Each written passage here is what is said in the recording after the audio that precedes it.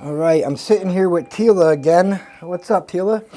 I'm in the hospital. I had tried to shoot up in my neck. I don't know if Jeff can get a close Yeah, up of it. I'm gonna come now. And I had to have surgery on my neck. Wow. And I'm still very swollen, as And you look can at your see. eye. And that's all from. That's the xylazine coming out through my eye, actually. So that's just. Did you miss? Yeah, So you. only a couple units. That's it. Wow. There's So. a lot of people on the street. I don't know if you've seen them, Jeff, but they're all blown up. Yeah. Huge, like balloons. Yeah. And it's their kidneys.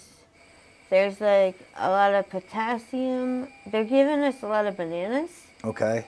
And the doctors seem to think that that's part of the problem because they're giving us way too much, like potassium and stuff like that, which is causing, it's interacting, like Really? somehow, yeah. Hey, that's funny because I just saw someone down there with all tons of boxes of bananas handing them out the other day.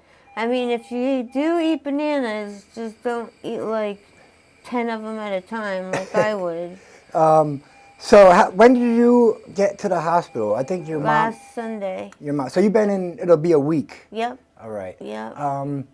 Now, you got a hold of your mom, Mm-hmm. and that was what the first time you've talked to her in a while, right? Yep. How was that? Speaking. Very emotional. Was it? Yeah. I'm sure it was. I spoke to her a little bit, and I won't get into personal stuff on the interview, but she was happy to finally hear from you. Very happy to hear from you. Yeah, and we got to see some of your the pets, the the pigs and the dogs. my- I have pictures of dogs I have to show you after this. I didn't realize she sent me 2 different sets of pictures. Oh, okay. I only sent you the one. Yeah. Um, But I wanted everyone to realize, like, I'm, like, even my legs, I'm very skinny. See, well, you guys can tell normally. all right, so I'm skin and bone. okay. So you're normally skin and bone. You're talking about the See how swollen it is. Yeah. Yep. Evelyn to the nurse's station, Evelyn.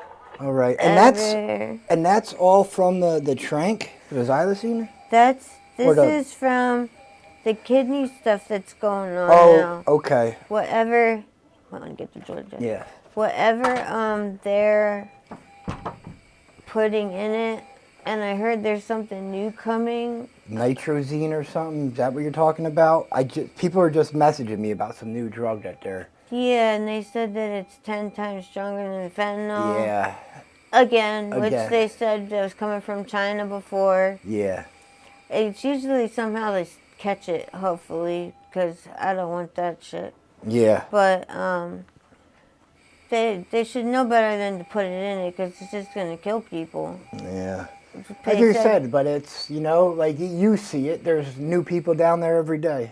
Right. They don't care if they kill people. No. It's a shame, but right. as many as people die, there's new ones coming in the front door to start using anyway down there. It's like a revolving door. There's another thing going around too where it's disgusting to say, and it's really gross for me to bring this up, but people are having, it's like a bug or something, or like the flu, and they're shitting themselves to the point where they can't get out, like they can't move. It's crazy. I've spoken with so many people that bring that same thing up.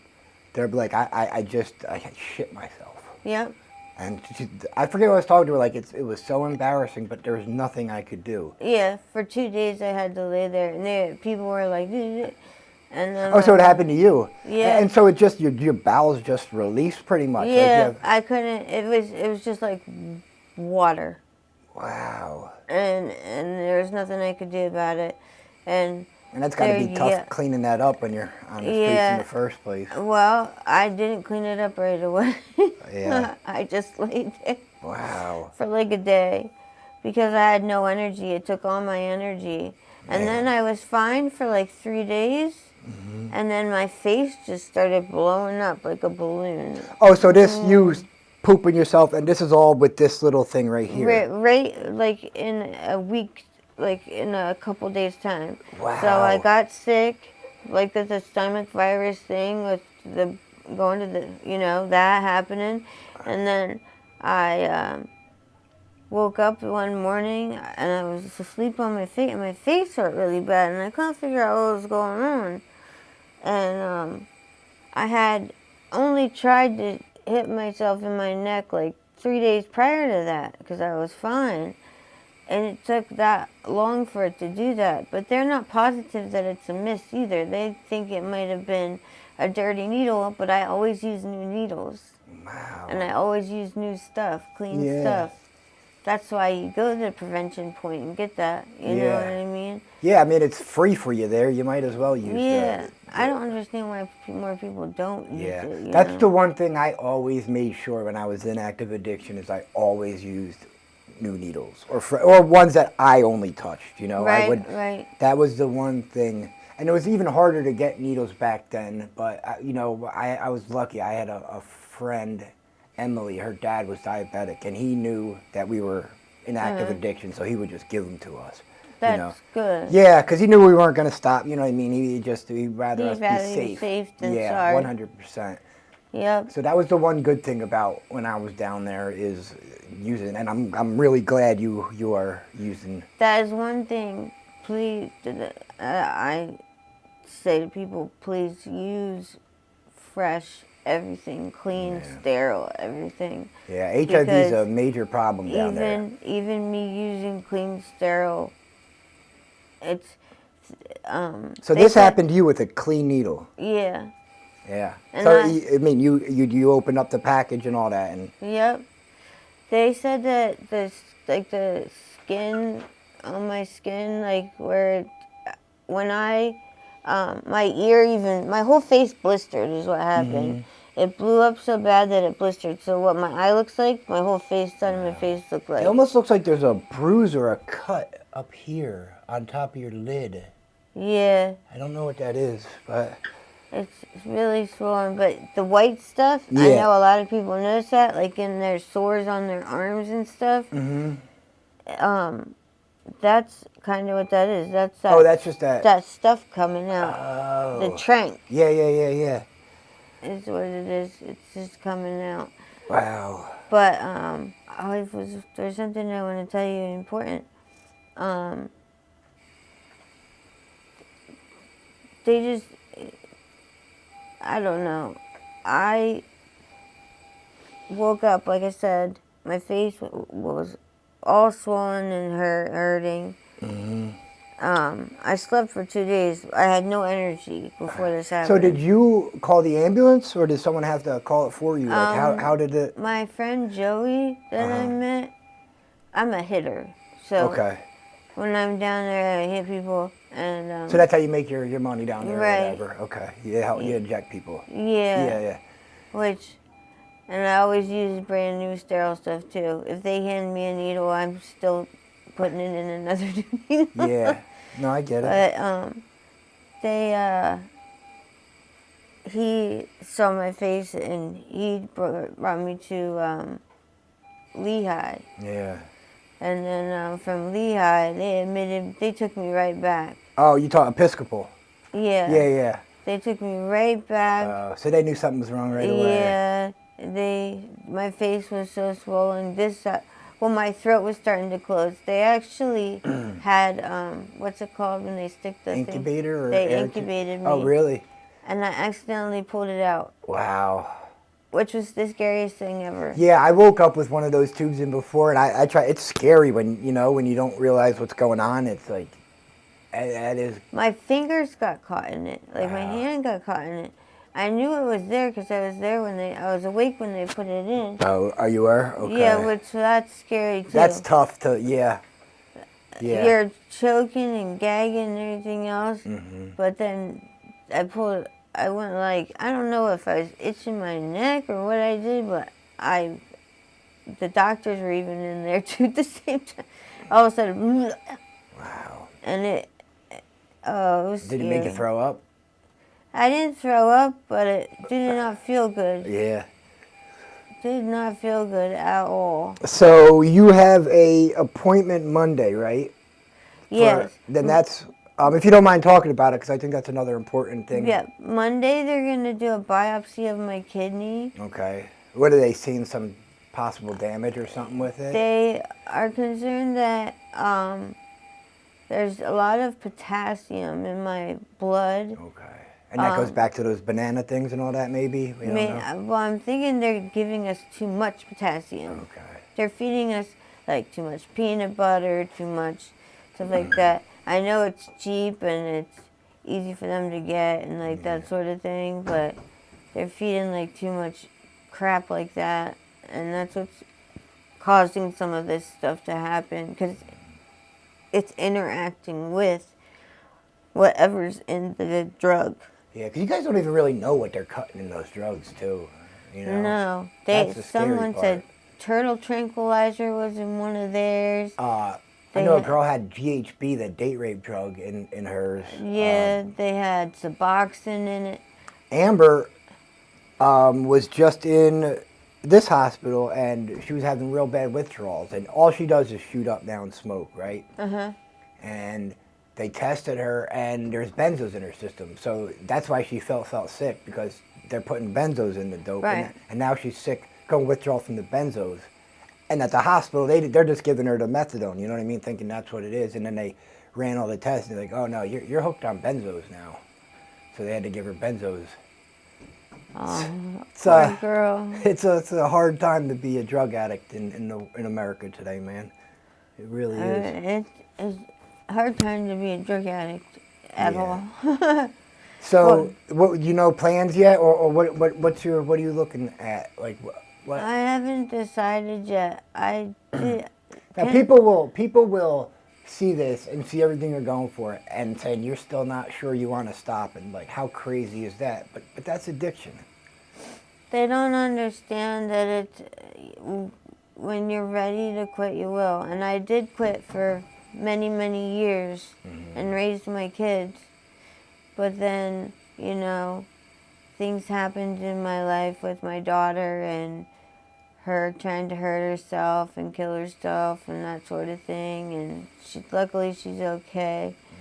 But, you know, Is it even something you're thinking about at this time? Is getting off the streets, or you? I'm actually in like the Purnell program where they help you get into like methadone and all that stuff when you're ready. Yeah. I'm already signed up for everything, so when I'm ready, boom, I can just Now, what about housing? Why aren't you like pushing for housing? So at least you have a safe place outreach. Yeah. Pathways. I mean, you could have a housing. I actually in a couple need months. some more help with that. I haven't really been looked into that. Okay.